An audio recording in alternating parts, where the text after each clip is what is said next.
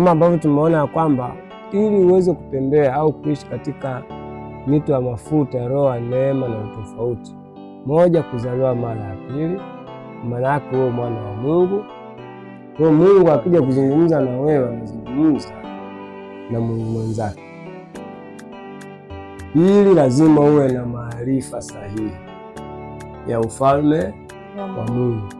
Tunaona hawa kina Danieli ambao tunatajua hapa, Danieli 1:17, Biblia inasema kabisa kama na hao vijana wanne Mungu aliwapa ujuzi, maarifa ya ufalme wa Mungu na kusoma vitabu. Hao walikuwa ni watu ambao wamesoma. Tunamwona Yesu Kristo anazaliwa, Mungu mwanadamu anazaliwa. Biblia inatuambia alikuwa katika nini? Katika kimo na nini? Na hekima na nini? Na nguvu, huko akimpendeza Mungu pamoja na wanadamu. Wisdom. Moja. Na wisdom unaifahamu, wisdom inapatikana shuleni kujifunza.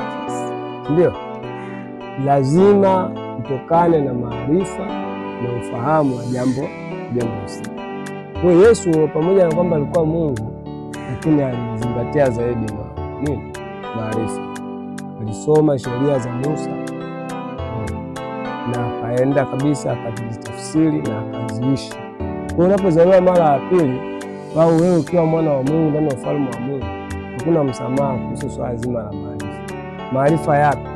Ili kuweza kufahamu ule ufalme unaoishi, watu wanaishije, kanuni zake zikoje, na kila kitu ambacho kinaweza, ili uweze kuishi ndani ya ufalme wa Mungu. Kosa kubwa au dhambi kubwa kuliko zote ni ujinga, ambao hapaswi mwana wa Mungu yoyote kuchagua. Yes.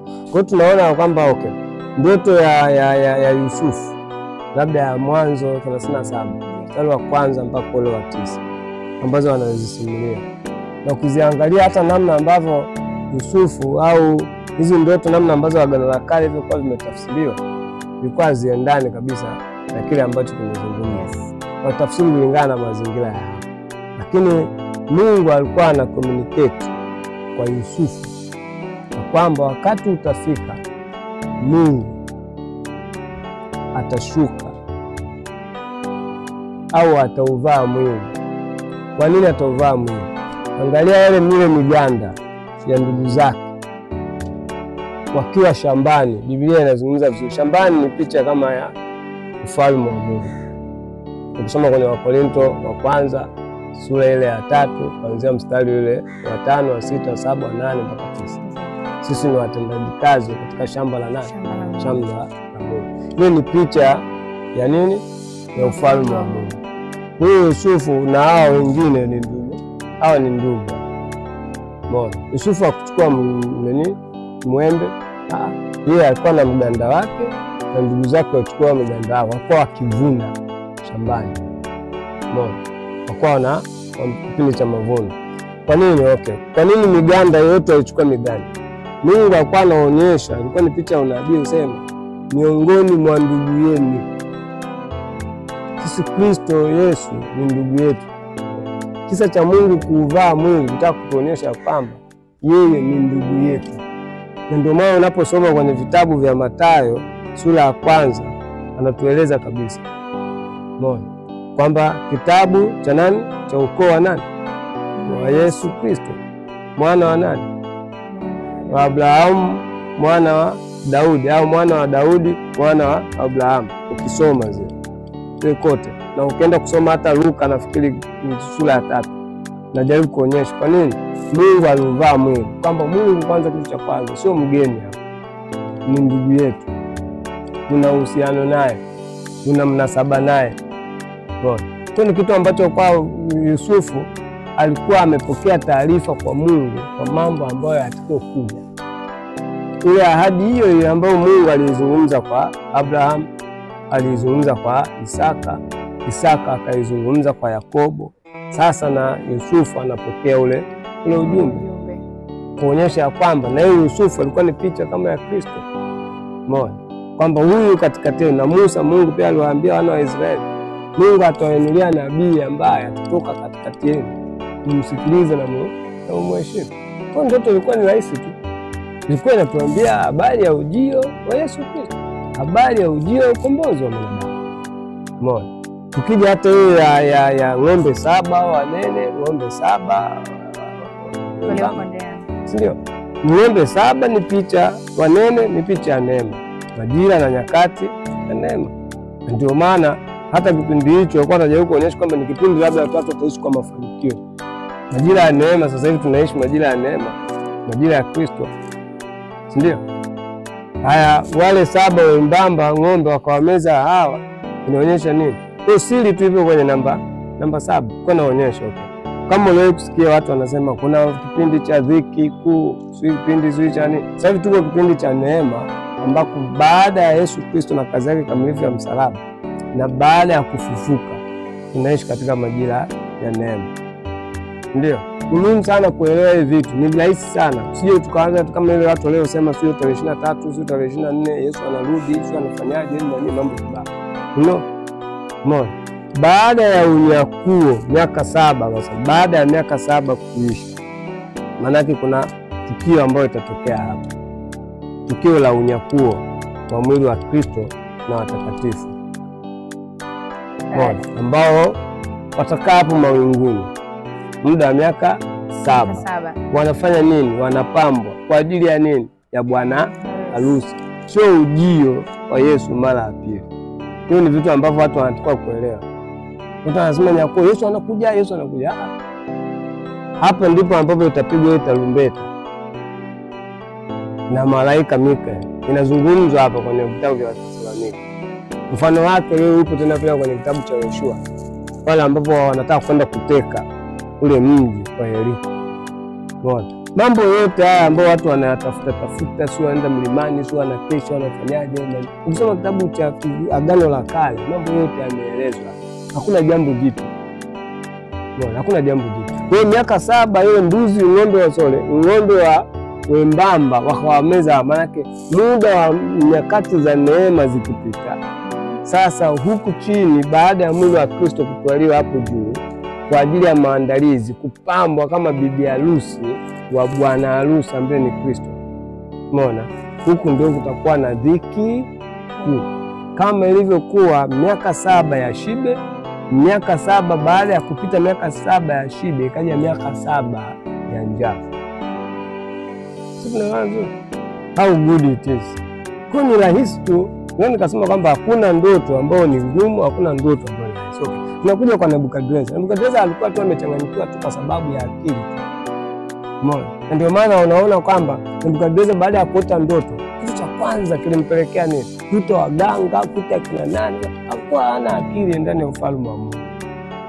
Nebukadreza alichokiona ile sanamu, Mungu alikuwa alimuonyesha dhambi namna ambavyo ilikuwa imeingia, na duniani kipindi hicho kulikuwa hakuna mwenye haki wa Mungu hata mmoja. Ndio maana alimuonyesha ile sanamu kwanza, juu alieleweki. Umeona? Kichwa cha dhahabu, si vitu gani, mambo kibao, si ndio? Na ambapo pia ile ina literal meaning moja kwa moja, kwamba tunasema kwamba kuonyesha zile falme 5. Lakini ukweli ni kwamba zile zote zile falme, yule alikuwa ni mtu ambaye ni mwenye dhambi. Kwa Mungu alikuwa anamuonyesha Nebukadreza namna alivyo, na ndio maana baada ya kutoka pale unamkuta Nebukadreza anaamini na anaanza kumtukuza Mungu. Kwa nani? Kwa Danieli. Kwa hiyo Nebukadreza hakuweza kugrasp ile kukamata ule ufunuo ambao Mungu alikuwa anamuonyesha. Mungu alikuwa anamuonyesha. Kwa baada ya kuja pale sasa unakuta Danieli naye amefika pale akamtafsiria, baada ya ufalme utakuja huo, baada ya hapo ufanyaje na nini mambo. Lakini nonsense, Mungu alikuwa anaonyesha namna ambavyo dunia ilivyokuwa imekosa baada ya dhambi. Hapa kuwepo na mwenye haki wa Mungu. Alikuwa anamuonyesha mtu mwenye dhambi, na akiwepo yeye mwenyewe Nebukadreza. Usi kwa ni vitu ambavyo tu ni rahisi. Japo mwandishi, ingalikuwa nimepata ndoto hii ya ng'ombe, mimi kama mtangazaji Kwa kweli ningeona Mungu ananipa biashara ya ng'ombe. Nimfanye biashara ya ng'ombe. Lakini pia tuliona kwenye kipindi chetu cha mwisho kabisa cha mwaka 2022 unaona Mungu ambao Bwana alisema nao kwa njia ya namba. Na katika kipindi hiki cha mwisho kulikuwa na uchambuzi wa ndoto moja ya mwana wa Mungu ambao ilikuwa ni 111 mara 111 aliyoiona katika ndoto. Kwa mfano kwa ningeipata mimi ile ndoto, huenda ningesema Mungu ananiongoza sasa nikasema engineering, mambo ya hesabu. Hiyo ndoto ni ngumu mtumishi. Kwanza Mungu ni mzuri sana. Sidhani kama Bwana, labda tuseme Bwana Julius hajui hesabu, alafu Mungu akamletea hesabu. Ingawa mimi nimesoma Biblia, pia nasoma Biblia kwa namba. Umeona? Tunaita tu ni darasa la kinabii kwa kutumia namba hizi. Umeona? Sasa ukizungumzia hiyo ndoto bado narudi pale pale. Kama hakuna ndoto ngumu, ni rahisi na tuliiangalia. Kwa nini tuliiangalia ile ndoto? Baada ya kuiangalia tukapata ni Zaburi 119 mstari wa 111. Zaburi 119, Biblia inasema hapa mstari wa 111. Biblia inazungumza hivi, inasema hivi: shuhuda zako nimezifanya urithi wa milele, maana ndizo changamko la moyo wangu. Huyu mwana wa Mungu mpaka anafikia Roho Mtakatifu anampa 111 mara 111. Tayari alishazungumza naye mwaka uliopita, kama unakumbuka. Mungu alimwambia, Roho Mtakatifu sana wakati kama huo mwakani kupata mwana. Na Mungu ana kawaida ya kurejea neno lake. Tunaliona alirejelea kwa Sara. Tunaona Mwanzo sura ya 3 mstari wa 15 namna ambavyo alipomuua mnyama, tuonyesha kwamba Mungu atakuja kutuokoa tena sisi ambao ni ndugu zake, ambao ni wana, ndio ambao ni ukuhani wake. Neno lilitimia, alikutimia. Mungu wakati anakuja anazungumza na wewe mwana wa Mungu, maana tayari Mungu alishamwambia. Kwa amekuja atazama neno lake, anakuta mwana wa Mungu ana bado mtoto. Umeona? Tatizo linakuwa kwa nani? Ni kwa Mungu au kwa nani? Yeye anasema neno la Mungu ni kama mvua inyeshayo katika nchi, haiachi mpaka ikatoa nini? Mbegu. Kwangu wala hamna ndoto rahisi, wala hakuna ndoto nasema hii sijui na mchanganyiko, sijui hii na kishazi tegemezi, hii na kishazi huru, hii sio inafanyaje. Hapana. Cha kwanza lazima tuweze kuishi katika roho ya neno na utofauti, maarifa sahihi. Na mwandishi, kwa vile hakuna ndoto ngumu, basi nami nipate neema katika meza hii ya Kijiweni na Roho Mtakatifu leo kuisema ndoto yangu. Kuna wakati mmoja niliota ndoto kuhusu taasisi hii ya Kijiweni na Roho Mtakatifu. Katika ndoto hiyo nilikuwa nimeona niko katika fukwe ya bahari nikiwa na ndugu zangu katika Kristo, kwa familia ya Mungu Pete ya Muhuri International Ministries, lakini pia na babangu wa kiroho Mtume Wilbert Maridadi.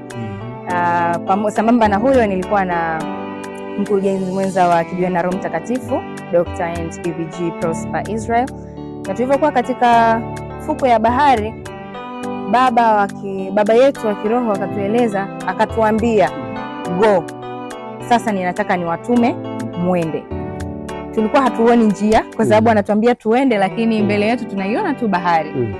Kwa hiyo kwa sababu tulikuwa tumeshapata neno na kwamba nendeni na baba amesema tuende, ikabidi tuingie kwenye maji hivyo. Lakini hayo maji yalikuwa na mikondo miwili. Kulikuwa na mkondo wa maji ambayo yalikuwa ni ya chini, ambayo mtu unaweza ukatembea bila shida, lakini mkondo huo ulikuwa umejaa, ulikuwa na kina kifupi. Lakini pia alikuwa na magugu maji mengi sana. Na kuna mkondo uliokuwa ni mkondo wa kina kirefu, na maji yake yalikuwa masafi, ila maji yalikuwa ya utulivu, hakukuwa na magugu maji. Kwa hiyo tukashauriana tuingie kwenye mkondo wa maji wenye kina kirefu. Wakati sisi tunaanza turukie kwenye maji, baada ya hapo tutajua mkondo utatupeleka. Tulivyorukia kwenye maji tukajikuta tunatembea juu ya maji. Hivyo tukatembea na ule mkondo wa maji mpaka tulipofika mwisho upande wa pili. Tulipofika mwisho upande wa pili, tukapeleka ule ujumbe ambao tulikuwa tumepewa, maana mwanzoni baba alikuwa ametuambia now go mkapeleke huo ujumbe ambao nimewapatia. Tulipofika mwisho wa bahari tukapeleka ujumbe na watu waliupokea kwa raha, kwa furaha kubwa sana. Baada ya kuupokea kwa furaha, tukawa tuna shauku ya kurudi sasa kuleta habari njema ya namna ambavyo ujumbe umepokelewa ule upande wa pili tulikuwa tumepeleka.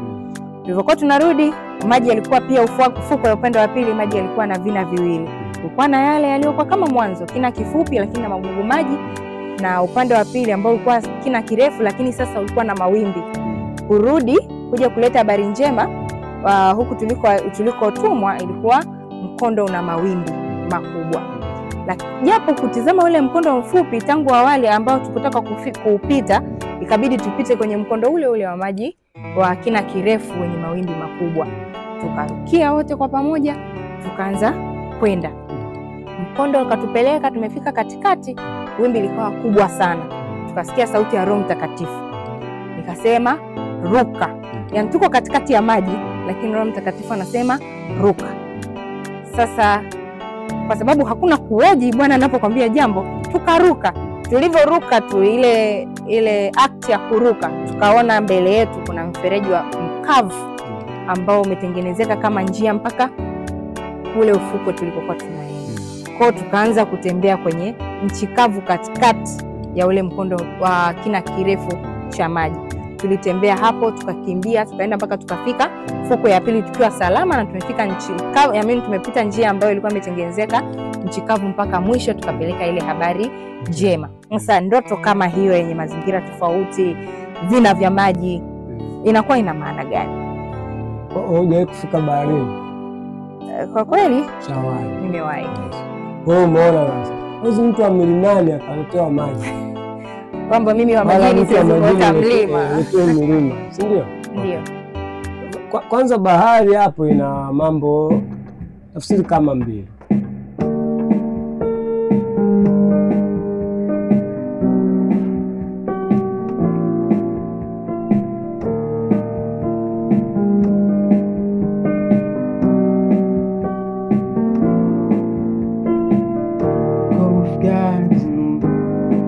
This place, the Holy Spirit